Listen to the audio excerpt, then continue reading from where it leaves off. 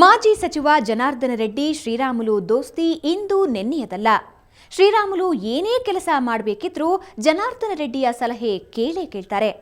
ಉಪಚುನಾವಣೆಯಲ್ಲಿ ಸ್ವತಂತ್ರ ಅಭ್ಯರ್ಥಿಯಾಗಿ ಸ್ಪರ್ಧೆ ಮಾಡುವುದಕ್ಕೂ ಮುನ್ನ ಆಪ್ತ ಮಿತ್ರನ ಸಲಹೆಯನ್ನ ಶ್ರೀರಾಮುಲು ಪಡ್ಕೊಂಡಿದ್ರು. ಆದರೆ ಈ ಬಾರಿ ಜನಾರ್ದನ ರೆಡ್ಡಿ ಜೊತೆಯಲ್ಲಿ ಇಲ್ಲ. ಕೆಲ ಶಾಸಕರು ಸಾಥ್ ಕೊಡ್ತಾ ಇದ್ರೆ ಮತ್ತೆ ಕೆಲವರು ಕೈ ಎತ್ತಿದ್ದಾರೆ. ಇಂತಹ ಸಂದರ್ಭದಲ್ಲಿ ಕಾಂಗ್ರೆಸ್ಗೂ ಒಂದು ಚಾನ್ಸ್ ಸಿಕ್ಕಿದೆ. ಮಾಜಿ ಸಚಿವ ಜನಾರ್ದನ ರೆಡ್ಡಿ ಶ್ರೀರಾಮುಲು ದೋಸ್ತಿ ಇಂದು ನಿನ್ನೆಯದಲ್ಲ. ಶ್ರೀರಾಮುಲು ಏನೇ ಕೆಲಸ ಮಾಡಬೇಕಿದ್ರೂ ಜನಾರ್ದನ ರೆಡ್ಡಿಯ ಸಲಹೆ ಕೇಳ್ತಾರೆ. ಉಪಚುನಾವಣೆಯಲ್ಲಿ ಸ್ವತಂತ್ರ ಅಭ್ಯರ್ಥಿಯಾಗಿ ಸ್ಪರ್ಧೆ ಮಾಡೋದಕ್ಕೂ ಮುನ್ನ ಆಪ್ತ ಮಿತ್ರನ ಸಲಹೆಯನ್ನ ಕೇಳಿಕೊಂಡಿದ್ರು. ಆದ್ರೆ ಈ ಬಾರಿ ಜನಾರ್ದನ ರೆಡ್ಡಿ ಜೊತೆಯಲ್ಲಿ ಇಲ್ಲ. ಕೆಲ ಶಾಸಕರು ಸಾಥ್ ಕೊಡ್ತಾ ಇದ್ರು, ಮತ್ತೆ ಕೆಲವರು ಕೈ ಎತ್ತಿದ್ದಾರೆ. ಇಂಥ ಸಂದರ್ಭದಲ್ಲಿ ಕಾಂಗ್ರೆಸ್ಗೂ ಒಂದು ಚಾನ್ಸ್ ಸಿಕ್ಕಿದೆ.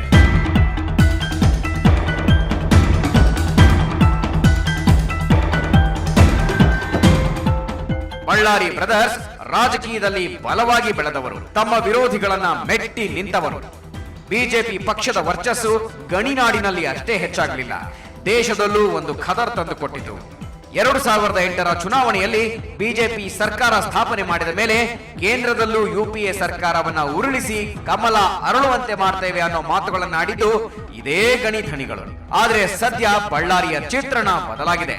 ಗಣಿ ಧಣಿಗಳ ಗರ್ವಭಂಗವಾಗಿದೆ. ಬಳ್ಳಾರಿಯ ಕಿಂಗ್ ಮೇಕರ್ ಜನಾರ್ದನ ರೆಡ್ಡಿ ಆಂಧ್ರ ಪ್ರದೇಶದ ಚಂಚಲಗೂಡ ಜೈಲು ಸೇರಿಯಾಗಿದೆ.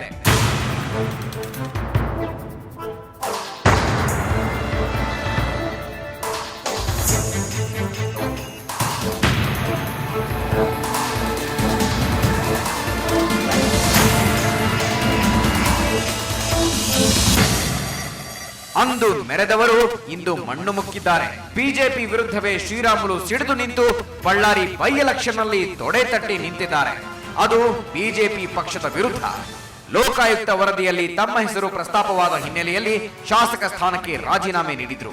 ಆದ್ರೆ ಇವರೇ ಬೈ ಎಲೆಕ್ಷನ್ ನಲ್ಲಿ ಬಿಜೆಪಿಗೆ ಮುಳುವಾಗುತ್ತಾರೆ ಅಂತ ಯಾರೂ ಅಂದುಕೊಂಡಿರಲಿಲ್ಲ. ಬಿಜೆಪಿಗೆ ಗುಡ್ ಬೈ ಹೇಳಿ ಸ್ವಾಭಿಮಾನಿಯಾಗಿ ಶ್ರೀರಾಮುಲು ಈಗ ಸ್ಪರ್ಧೆಗೆ ನಿಂತಿದ್ದಾರೆ.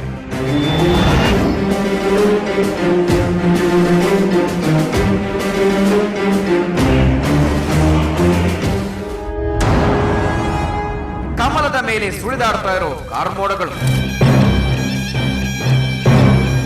ಪ್ರಸಕ್ತ ರಾಜಕೀಯ ಬೆಳವಣಿಗೆಯನ್ನ ನೋಡಿದ್ರೆ ಕರ್ನಾಟಕದ ಕಮಲ ಪಕ್ಷದ ಭವಿಷ್ಯದ ಮೇಲೆ ಕಾರ್ಮೋಡಗಳು ಸುಳಿದಾಡತೊಡಗಿವೆ. ಯಾಕಂದ್ರೆ ಪಕ್ಷ ಬೆಳೆಸಿದವರು ಅವರು, ಪಕ್ಷಕ್ಕೆ ಹೊಸ ಇಮೇಜ್ ತಂದುಕೊಟ್ಟವರು ಗಣಿಧಣಿಗಳು. ಅಂಥವರೇ ಇದೀಗ ಉಪಚುನಾವಣೆಯಲ್ಲಿ ಮುಖಾಮುಖಿಯಾಗಿದ್ದಾರೆ.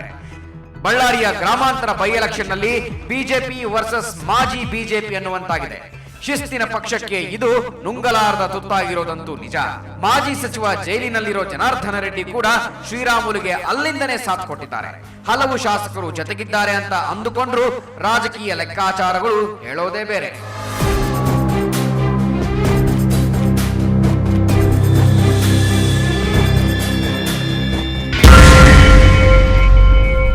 ಶ್ರೀರಾಮುಲುಗೆ ಸಾಥ್ ಕೊಡ್ತಾ ಇರೋರು ಯಾರು? ಕಂಪ್ಲಿ ಶಾಸಕ ಸುರೇಶ್ ಬಾಬು ಜೊತೆಗಿರೋದಾಗಿ ಹೇಳಿದ್ದಾರೆ. ಪ್ರಚಾರದಲ್ಲೂ ಪಾಲ್ಗೊಂಡಿದ್ದಾರೆ. ಸಂಸದೆ ಹಾಗೂ ಶ್ರೀರಾಮುಲು ಸಹೋದರಿ ಶಾಂತಾ ಜೊತೆಯಲ್ಲಿದ್ದಾರೆ. ಇನ್ನು ರಾಯಚೂರಿನ ಸಂಸದ ಸಣ್ಣ ಫಕೀರಪ್ಪ ಕೂಡ ಸಾಥ್ ಕೊಟ್ಟಿದ್ದಾರೆ. ಯಾಕಂದ್ರೆ ಇವರು ಸಂಬಂಧಿಕರು.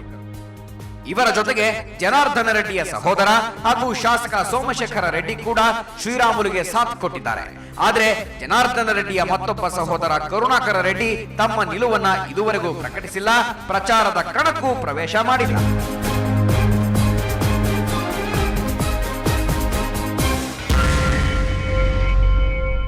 ಚುನಾವಣೆಯಲ್ಲಿ ಹಣಬಲ ವರ್ಕೌಟ್ ಆಗುತ್ತಾ? ಯಡಿಯೂರಪ್ಪನ ಗೇಮ್ ಪ್ಲಾನ್ ಏನು?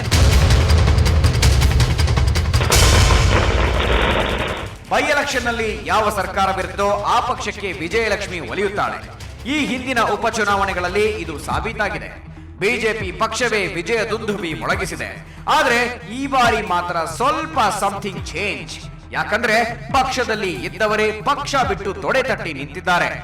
ಅಲ್ಲದೆ ಜಿಲ್ಲೆಯ ಕೆಲವು ಬಿಜೆಪಿಯ ಶಾಸಕರು ರಾಗ ಬದಲಿಸಿದ್ದಾರೆ. ಒಂದು ಕಡೆ ಬಿಜೆಪಿಗೆ ಇದು ಅಸ್ತಿತ್ವ ಉಳಿಸಿಕೊಳ್ಳೋ ಪ್ರಶ್ನೆಯಾದ್ರೆ ನೆಲ ಕಚ್ಚಿರೋ ಕಾಂಗ್ರೆಸ್ಗೆ ವರದಾನವಾಗಬಹುದು ಅನ್ನೋ ಲೆಕ್ಕಾಚಾರಗಳು ಶುರುವಾಗಿವೆ.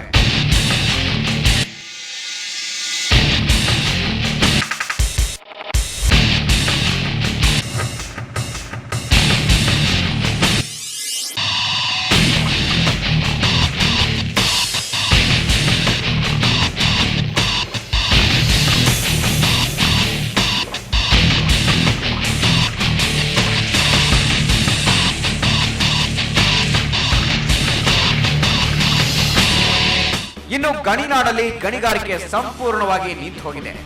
ಮತ್ತೆ ಯಾವಾಗ ಗಣಿಗಾರಿಕೆ ಸ್ಟಾರ್ಟ್ ಆಗುತ್ತೆ ಅನ್ನೋದು ಗೊತ್ತಿಲ್ಲ.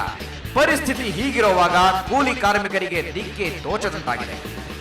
ಇಂಥ ಸಂದರ್ಭದಲ್ಲಿ ಉಪಚುನಾವಣೆ ಎದುರಾದ್ರೆ ಸೋಲೋರು ಯಾರು ಗೆಲ್ಲೋರು ಯಾರು ಅನ್ನೋದನ್ನ ಊಹಿಸೋದು ಕೂಡ ಕಷ್ಟವಾಗಿ ಬಿಡುತ್ತೆ. ಹಣದ ಲೆಕ್ಕಾಚಾರಕ್ಕೂ ಬೇದಾರಿ ಮಾಡಿಕೊಟ್ಟಿದೆ. ಆದ್ರೆ ಜಾತಿ ಲೆಕ್ಕಾಚಾರ ಚುನಾವಣಾ ಫಲಿತಾಂಶದ ಮೇಲೆ ಪರಿಣಾಮ ಬೀರೋದನ್ನ ಅಲ್ಲಗಳೆಯುವಂತಿಲ್ಲ.